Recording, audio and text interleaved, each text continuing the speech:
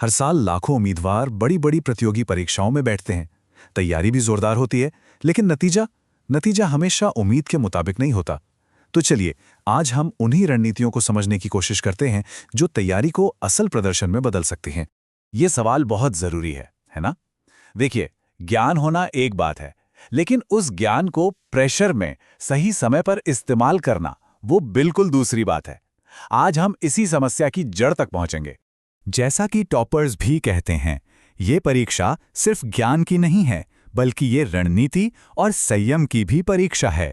तो चलिए, इसी सोच के साथ आगे बढ़ते हैं। किसी भी समस्या को समझने के लिए उसे छोटे छोटे हिस्सों में तोड़ना बहुत जरूरी होता है। असल में हर परीक्षार्थी को इन 3 मुख्य चुनौतियों का सामना करना ही पड़ता है। प्रतियोगी परीक्षाओं को जानबूझकर ऐसा बनाया जाता है कि सवाल ज्यादा हों और समय कम। इसका मतलब साफ है, हर एक सेकंड कीमती है और यहाँ टाइम मैनेजमेंट ही सब कुछ है। यूपीएससी जैसी परीक्षाएं सीधी साधी जानकारी नहीं पूछती, वो तो समझ की गहराई को परखती हैं। वो सवालों में ऐसे जाल बिछाती हैं, कभी कॉन्सेप्ट को तोड़ मरोड़ कर, कभी आधे अधूरे सही बयान देकर, या फिर हमेशा और कभी नहीं जैसे शब्दों का इस्तेमाल करके। और हाँ, तीसरा और शायद सबसे बड़ा दुश्मन, वो है घबराहट। परीक्षा से पहले की चिंता और एग्जाम हॉल के अंदर का तनाव, ये दोनों ही गलत फैसले करवाते हैं, कंसंट्रेशन कम करते हैं और सिली मिस्टेक्स का कारण बनते हैं। तो सवाल ये है कि इन दुश्मनों से लड़ें कैसे? जवाब है, एक रणनीतिक तैयारी में। एक ऐसी तैयारी जो परीक्षा के दिन के लिए एक मजबूत आधार बनाती है। टॉपर्स का एक मूल मंत्र है, गहराई विस्तार से ज्यादा जरूरी है। मतलब 5 अलग अलग किताबें एक बार पढ़ने से कहीं बेहतर है कि एक अच्छे किताब को 5 बार पढ़ा जाए। आखिरी समय में नई चीजों के पीछे भागने से कंफ्यूजन ही बढ़ता है, जबकि रिवीजन करने से कॉन्सेप्ट पर पकड़ मजबूत होती है। देखिए, पिछले साल के प्रश्न पत्र यानी PYQs सिर्फ प्रैक्टिस के लिए नहीं होते। वो तो ये समझने के लिए हैं कि सवाल कैसे बनाए जाते हैं और प्याज को कैसे पहचाना जाता है। ये बिल्कुल परीक्षक के दिमाग को पढ़ने जैसा है। ये एक जबरदस्त टूल है जिसे कहते हैं एरर लॉग। अपनी हर गलती को एक जगह लिखिए। गलती क्यों हुई? कॉन्सेप्ट में कमी थी, कैलकुलेशन में गड़बड़ हुई, या बस लापरवाही थी? जब आप ऐसा करते हैं तो हर गलती एक सबक बन जाती है और कमजोरी ताकत में बदल जाती है। तो मॉक टेस्ट को देखने का नजरिया बदलना होगा। उनका असली मकसद सिर्फ अच्छा स्कोर लाना नहीं है, बल्कि उनका असली काम है दिमाग को ट्रेन करना, ताकि वो दबाव में, अनिश्चितता में भी सही फैसले ले सके। टाइम मैनेजमेंट और रिस्क लेने की कला यहीं से सीखी जाती है। जरा इस डेटा पर नजर डालिए। यह दिखाता है कि CSAT जैसा क्वालिफाइंग पेपर का पैटर्न भी कैसे बदलता रहता है। देखिए, 2015 और 2018 में गणित के सवाल कितने थे और फिर 2020 में अचानक एक बड़ा उछाल आया। यही वजह है कि ऐसे पेपर कभी कभी साइलेंट एलिमिनेटर बन जाते हैं। पैटर्न समझना बहुत जरूरी है।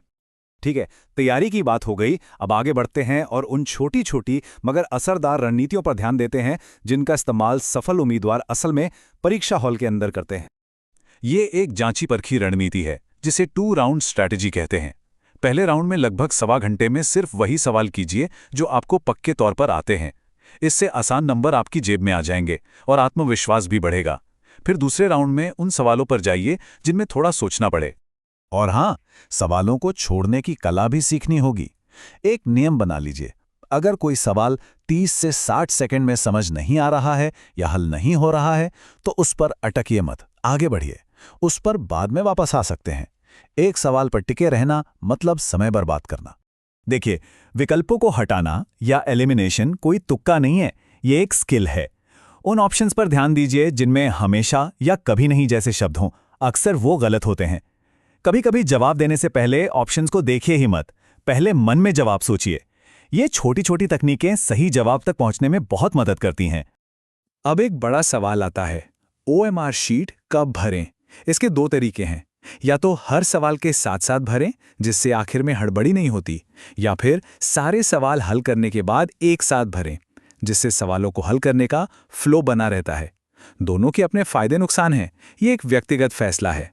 चलिए, अब इस प्लेबुक की सबसे आखिरी और सबसे जरूरी परत पर आते हैं, मानसिक खेल। यानी एक बड़ी परीक्षा की मनोवैज्ञानिक चुनौतियों से कैसे निपटा जाए। परीक्षा से एक रात पहले का समय तैयारी का नहीं बल्कि आराम का होता है। दिमाग को ताज़ा रखना सबसे ज़रूरी है।